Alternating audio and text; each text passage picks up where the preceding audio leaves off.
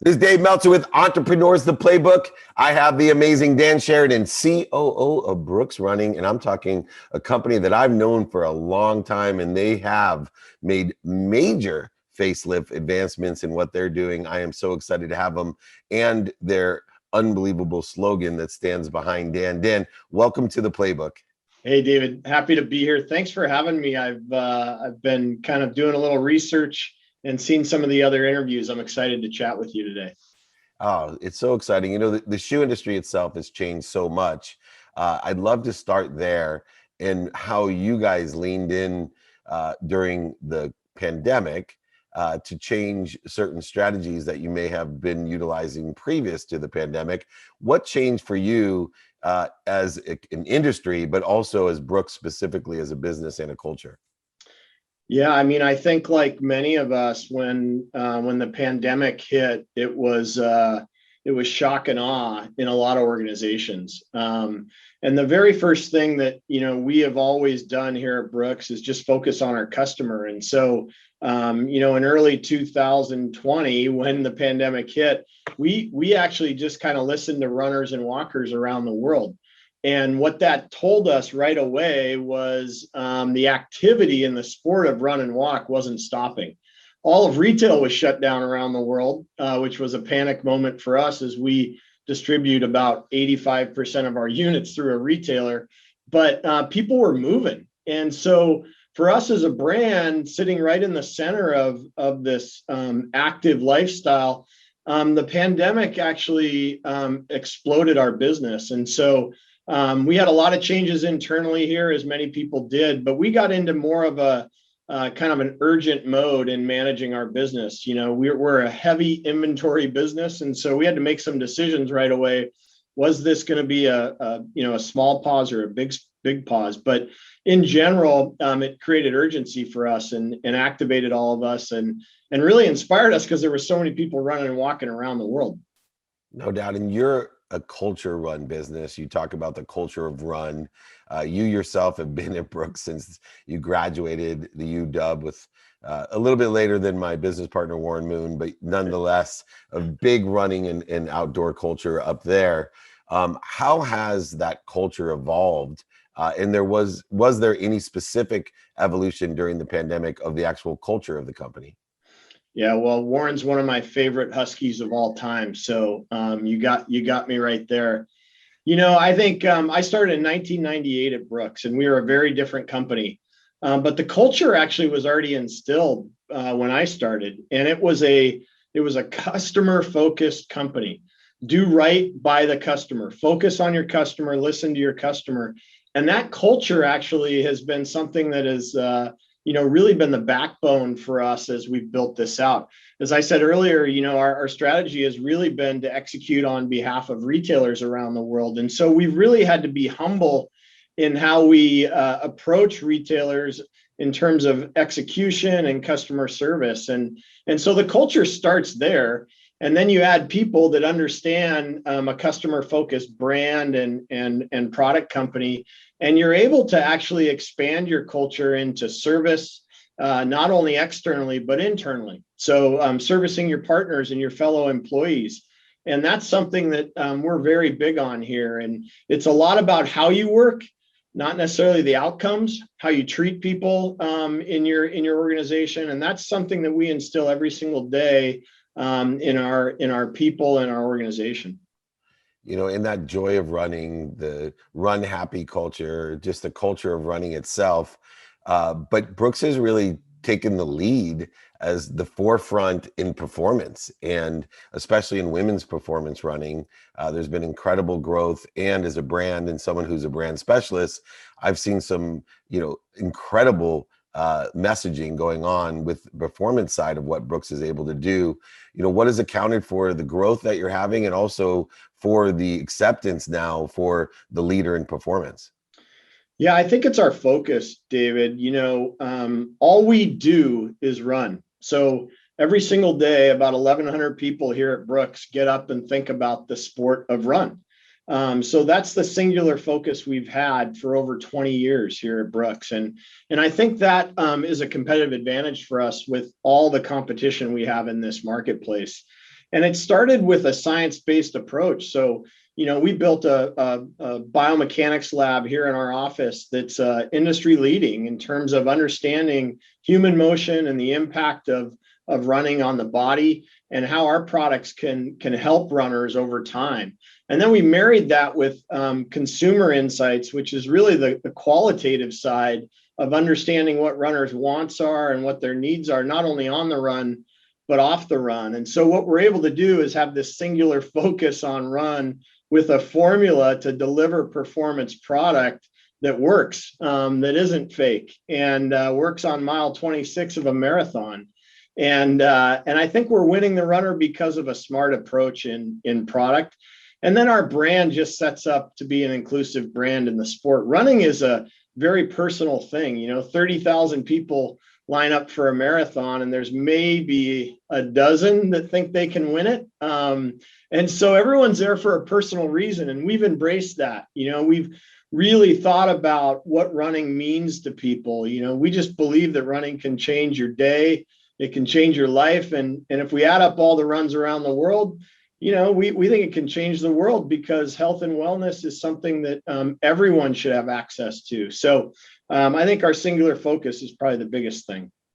No, and I, really want to emphasize that is my own prioritization, being from the health and wellness world, the sporting world, and entertainment world, to understand that as I reprioritize getting older myself, someone who runs at least 3 times a week, knowing that if I'm healthy, I get as many wishes a day as I want. And if I'm not healthy, I only have one wish, and running and walking being 2 of the best things that we can do for our health. And what's so nice, it doesn't cost or have a membership to run or walk as well, which is really nice. But the compassionate capitalist attitude and perspective that Brooks has always had for decades now. Not only are you utilizing a carbon neutral shoe, you donated over 10,000 pairs of shoes last year alone to healthcare workers. So, being on our feet. And then in June, you guys dropped a new shoe that actually allows you to feel as if you're running on the moon, which is absolutely incredible. Why so much emphasis on this compassionate capitalism instead of, finding, child labor to get the cheapest, best performing shoe out, regardless of our environment? Yeah, look, I think, this topic is one that's so timely, not only from a customer perspective, but from an employee perspective. As we're out recruiting for employees here at Brooks, they are holding us accountable to be a great global citizen. And so I think the corporate world, has a responsibility to be great corporate citizens. If that's sustainability and what our impact is in terms of the environment, all the way to diversity, equity, and inclusion, to be a great place for anyone that wants to work here at Brooks. And so we take that responsibility very seriously. As a running company, we have to be stewards of this environment. You need fresh air, fresh water to run. And so our business is at risk if we aren't good citizens in terms of the sustainability and the goals that we have on the planet. And so it's a responsibility that all of us feel, and I think it will do well for all stakeholders invested in Brooks, whether that's employees, whether that's our ownership, or whether that's customers. And to that point too, entrepreneurship is all the rage, and you and I both know there's a talent shortage right now.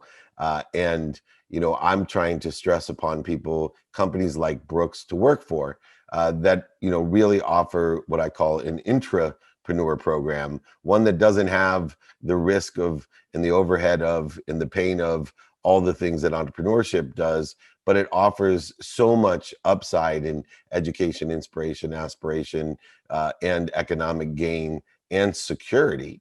How have you seen over the last 2 decades that entrepreneurial spirit at Brooks really evolve, where talent that's out there and scarce at the moment should really be looking at companies like Brooks, if not Brooks itself, to find entrepreneurship instead of entrepreneurship?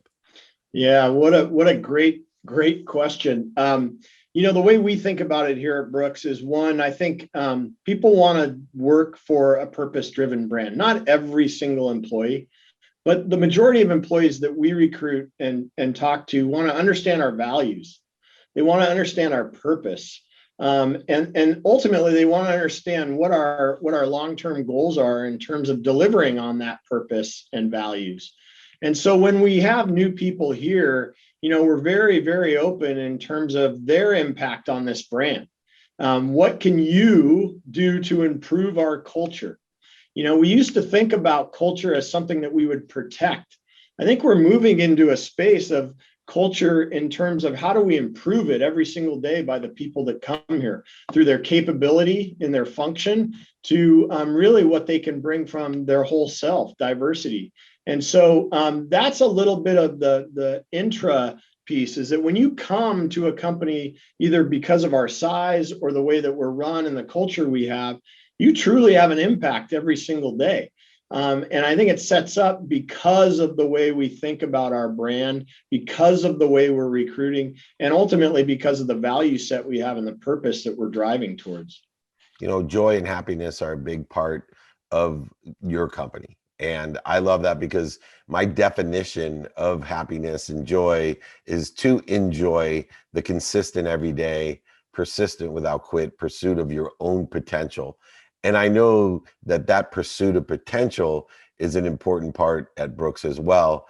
How have you guys equated potential into the culture of pursuing potential, running happy, joyful running, all the different things that I see out there that you guys have done a tremendous job branding yourselves internally and externally with? Yeah, this is a topic we talk deeply about here. And I'm so excited to actually talk to you about this, because I have a clear vision of this over 20 plus years. I think brands make a mistake by either being inspirational or aspirational. And I think what we've done over the years is actually balance inspiration with aspiration. In running specifically, inspiration is, there's a million stories out there of inspiring athletes or epic stories throughout achievement. And there's a million stories on aspiration, the winning a race, a 10K or a 5K. But the majority of people, like I said, are in it because they're inspired in some way, either their health and wellness or a bet with a buddy. And so at Brooks, we try and balance inspiration and this inclusive part of the brand with aspiration, which is achievement, the most competitive piece. And we have both in our brand. Run Happy speaks to that. The run is a very serious thing for people, but the feeling you get afterwards is really the goal and the achievement. And so inspiration and aspiration is something we hold equally at Brooks, because I think in the sport of run, at any one time, you have both in your daily run or in the race that you're running. Well, I'll tell you one thing about run that really has taught me is, I can tell you I've woken up many mornings for my run and not wanting to do it. But I've never finished a run and said to myself, I'm sorry I did that. And I think as far as applying that to my day, applying it to my business, it's such a beautiful outlook that, yeah, sometimes we wake up and we just don't feel like going on that run, whatever that it may be. Yeah. But when you're done, you're never regretting a moment of it. You feel so much better. Last question real quick. Obviously, we are in a period of accelerated change. There's never certainty, so I don't call times uncertain times. You and I are old enough, have been in the game long enough. There is never certainty. In fact, right. I tell people, man, give me some certainty. I'll make billions of dollars and I'll give mine to charity. You can keep the billions I make you, but nobody's certain about anything. There's just ignorant, humble people and ignorant, arrogant people. But more importantly, there's a lot of change. And because of technology, because of the pandemic, we are in an accelerated period of change. And with that comes great opportunity. What opportunities do you see in the future outlook for Brooks? Because you obviously are creating, great momentum and a great trajectory for the company with a great brand. What is your future outlook? Yeah, well, I think the opportunities that we see are just around the sport of run. What we saw through the pandemic is that people that were already running began running more. They had more time in their day. They weren't commuting. And people that had maybe given up the sport we're going back into it and taking it up again. And so we have this huge participation boom happening in our sport. And so we've been focused on the run for 20 plus years. And we think for the next 10 at least, this is a growth category for us. And the adjacencies to that are real. So for us as a brand, we think walking is just simply slow running. And we've got more walkers than ever around the world coming into this sport looking for great performance products. So our opportunity sits in what our focus has been for 20 years and expanding our brand to invite more people into it. And I think what is really fun for us is we sit right in the center of this lifestyle of run. We believe every single person deserves performance product. And because that's what we do, we think we've got another 10 years of incredible growth as a brand and as a product engine. And you certainly have. And Brooks' purpose is to inspire everyone to run and be active, of course, by these unbelievable innovative things that you're doing in design and gear.